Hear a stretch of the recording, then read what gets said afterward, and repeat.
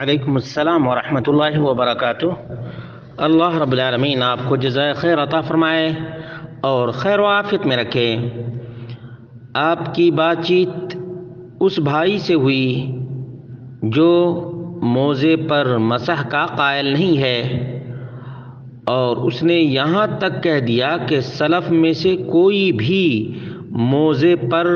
مسح کا قائل نہیں، بلکہ خف پر مسح کے سلف قائل تھے۔ بنیادی طور پر ان کی غلطی نہیں ہے جو موزے پر مسح کے منکر ہیں، بلکہ ان علماء کی غلطی ہے جو لوگ امام ابو حنیفہ کی صحیح اور ثابت بات کو چھپاتے ہیں، لوگوں کے سامنے بیان نہیں کرتے۔ اس کی دلیل کیا ہے کہ امام ابو حنیفہ خود آخری وقت میں اس بیماری کی حالت میں جس میں ان کی وفات ہوئی تھی، انہوں نے اپنے پہلے مسئلہ سے رجوع کر لیا تھا اور موزے پہ مسح کے قائل ہو گئے تھے، بلکہ انہوں نے مسح کر کے دکھایا اور سنن ترمذی کے اندر یہ بات موجود ہے۔ یہاں تک کہ حنفی دیوبندی عالم نے درس ترمذی صفحہ نمبر 335 اور جلد نمبر 1 پر اس کو ذکر کیا ہے۔ حنفی دیوبندی عالم نے اس کو ذکر کیا ہے، لیکن عام طور پر دیوبندی اس بات کو چھپاتے ہیں۔ اسی وجہ سے اس بھائی نے آپ سے حجت بازی کی ہے اور کہا کہ چمڑے کے خف پر مسح کر سکتے ہیں، لیکن کپڑے یا اون یا نیلون کے موزے پر مسح نہیں کر سکتے، حالانکہ مسح کرنا بالکل درست اور جائز ہے، چاہے چمڑے کا موزہ ہو، خف ہو، یا اون کا ہو یا نیلون کا ہو، چاہے کاٹن کا ہو، بہرحال مسح کر سکتے ہیں۔ چنانچہ امام ترمذی نے ذکر کیا ہے، قال ابو عیسیٰ سمعت صالح بن محمد الترمذی قال سمعت ابا مقاتل السمرقندی یقول دخلت على ابی حنیفہ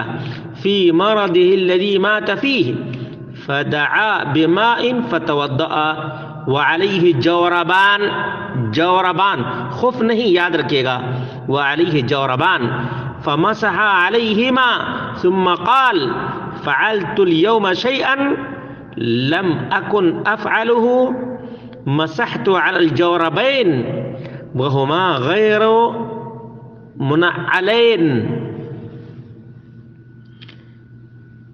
امام ابو عیسیٰ کہتے ہیں کہ میں نے صالح بن محمد الترمذی کو کہتے ہوئے سنا، وہ بیان کر رہے تھے کہ میں نے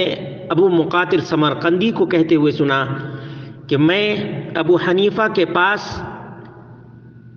ان کی تیمارداری کے لیے گیا تو آپ نے پانی منگوا کر وضو کیا، پاؤں پر جرابیں تھیں، موزے تھے، تو آپ نے ان پر مسح کیا اور کہا کہ میں نے آج کے دن وہ کام کیا ہے جس کو میں پہلے نہیں کیا کرتا تھا، مسحت علی الجوربین، آج میں نے موزے پر مسح کیا ہے، یہ جوتے سمیت نہیں تھے۔ دیکھا آپ نے، یہ سنن ترمذی کے اندر موجود ہے، لیکن یہ بات چھپائی گئی ہے لوگوں کے سامنے۔ علماء احناف اور علماء دیوبند اس بات کو بیان نہیں کرتے، حالانکہ ہدایہ کے اندر بھی یہ بات موجود ہے۔ صاحب ہدایہ نے لکھا ہے وعنہ انہ رجع الى قولہما وعلیہ الفتوی، امام ابو حنیفہ نے اپنے پہلے فتویٰ سے رجوع کر کے کہا کہ جرابوں پر مسح کرنا جائز ہے، وعلیہ الفتوی، اور اسی پر فتویٰ ہے۔ امام محمد کا بھی اور امام ابو یوسف کا پہلے سے یہ قول موجود تھا، یعنی آج جو فتویٰ ہے حنفی مذہب میں وہ اسی کے مطابق ہے کہ موزہ چاہے چمڑے کا ہو، اون کا ہو، کاٹن کا ہو یا نائلون کا ہو، بہرحال موزے پر مسح کرنا جائز ہے، درست ہے۔ اب اس جائز عمل پر انکار کرنا کیا معنی رکھتا ہے؟ عدم علم نہ ہونے کی وجہ سے انہوں نے آپ سے حجت بازی کی ہے، ان کو آپ یہ حوالہ جات دکھا دیجئے۔ ہدایہ مع فتح القدیر صفحہ نمبر 139 139 اور جلد نمبر 1 ہے۔ ہدایہ آپ جانتے ہیں معروف مشہور کتاب ہے، بلکہ اکثر علماء دیوبند اور عموماً علماء احناف چاہے بریلوی ہو یا دیوبندی ہو، ہدایہ کا حوالہ اپنے فتاوی جات میں ضرور دیتے ہیں، اس لیے ان سے کہہ دیجیے گا ہدایہ مع فتح القدیر صفحہ نمبر 139 139 جلد نمبر 1 پر یہ بات موجود ہے، اور اس بات کو عام کرنے کی ضرورت ہے، بتانے کی ضرورت ہے، تاکہ اس معمولی بات کی وجہ سے تکرار کی نوبت نہ آئے، اختلاف کی نوبت نہ آئے، بلکہ انشراح کے ساتھ کسی کو موزے پر مسح کرتے ہوئے دیکھیں تو اعتراض نہ کریں۔ واللہ اعلم بالصواب۔